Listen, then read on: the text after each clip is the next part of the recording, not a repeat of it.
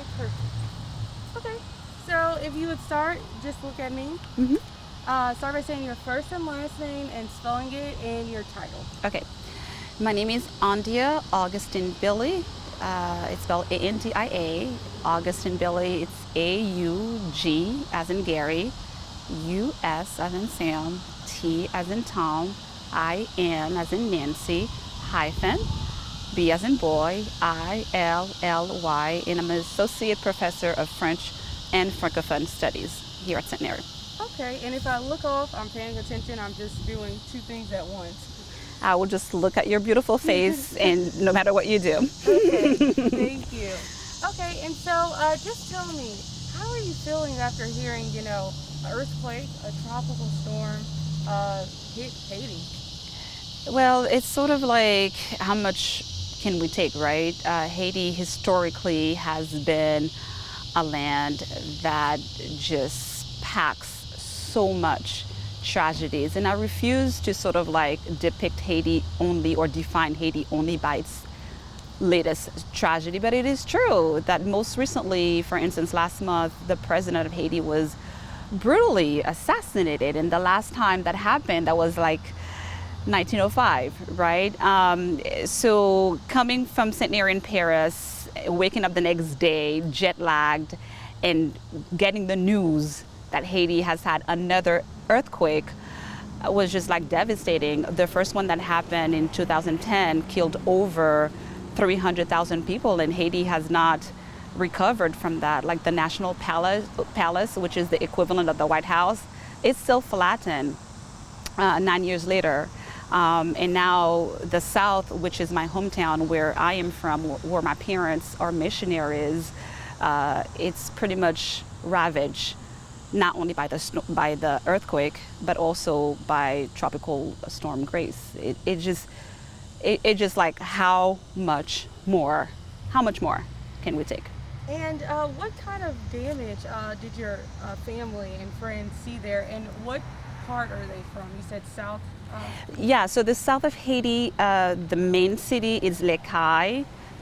That's where I was born, and that's where I was raised half of my life.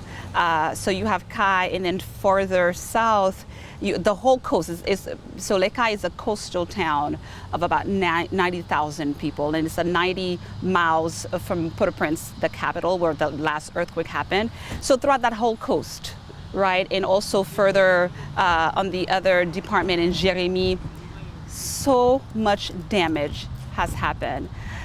There's about 255 schools within that region. 94 of these schools have either been flattened or they have been like severely damaged. We were fortunate. The main church that my parents pastor did not collapse.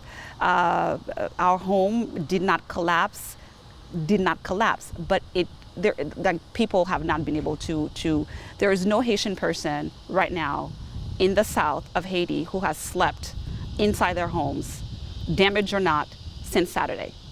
Everybody's sleeping outside because the aftershocks are almost as severe as the initial earthquake, right? And people are just like traumatized. And so for some people, they are being re-traumatized, right? Because they went through the first earthquake. So. And so they also had to sleep outside during a tropical storm. What is your parents saying? How they're feeling and doing, and how are they supporting others through this? Yeah, so my parents, the ministry that my parents have in Haiti, it's both religious, where they have over 50 churches, but it's also educational. They build churches, they build schools, they do well drilling, they have an orphanage, they have 2 clinics. Almost all these things have either been collapsed or partially damaged.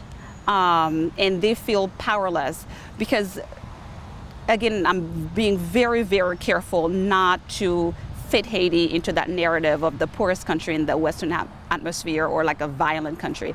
But the reality is the infrastructure is not there to even support aid coming into Cayes. Right now, the corridor from Port-au-Prince, the capital, into Kai is riddled with gangs. So aid cannot get through, number one. Number two, the airport is damaged, so it limits how many planes, it's a small airport, it limits how many helicopters, how many planes can get into the country. You also have a vast soccer field in the main city in Kai, where a lot of people have been staying, and basically people are just like sleeping in the mud because of the rain. And so aid has not been getting to people 6-7 days after the earthquake. And so, wow, I'm just speechless about the aid part, because now that it's over, people, like you said, they're outside sleeping in the mud. So what happens? What efforts are taking place? Well, you have a government, first of all, in Haiti that is, how can I put this, dysfunctional. The president just got assassinated, so Haitian people are reeling with that. The government is reeling with that. Who's in charge, right? So there is that factor. There's also the factor of Haiti is ill-equipped to handle disasters. In Haiti, when it rains, average rain tends to cause floods because of the erosion, right? People cut trees to make charcoal, then they make charcoal to go sell in the market. It's just like a vicious cycle. Well, in destroying the environment in order for them to survive, what happened is with tropical storms, which might not cause as much damage in various other places, in Haiti, it multiplies, right, the impact it multiplies. It's really harmful to people who are living there. And so you have the earthquake that destroyed structures, homes, livelihoods of people, schools, churches that are like severely impacted by that. People who died, there's over 2,000 deaths. Again, not as much as Port-au-Prince, but still, people died. Children are traumatized by what happened, right? And then on top of that, you have tropical grace, flooding, and soaking that earth, you know, and making it almost like people can't even like survive that trauma without their dignity being violated, right? It just my heart is just breaking for what is happening in the government. They are not able to provide as much help. And so, what happens next, you think?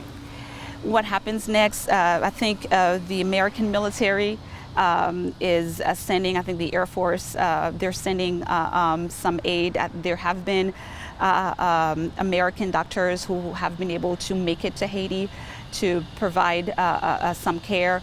We have a GoFundMe that we have set up to raise money, because we're hoping that the money would go to Haiti, to people of Haiti, and help with the recovery, not bringing aid from the United States that would even cripple further the economy. But if people need to buy rice, the rice would come from Haiti. If people need to buy beans, the beans would come from Haiti, helping to lift and the Haitian economy, right? So there's that. People need.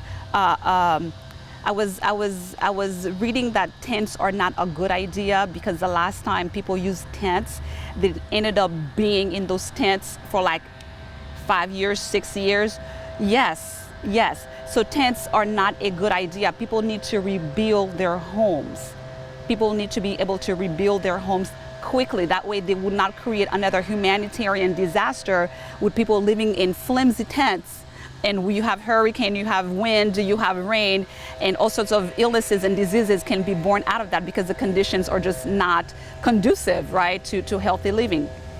So again, people need water, people need food, and people need to rebuild their homes as quickly as possible. So Haitian people need to be at the forefront of that recovery.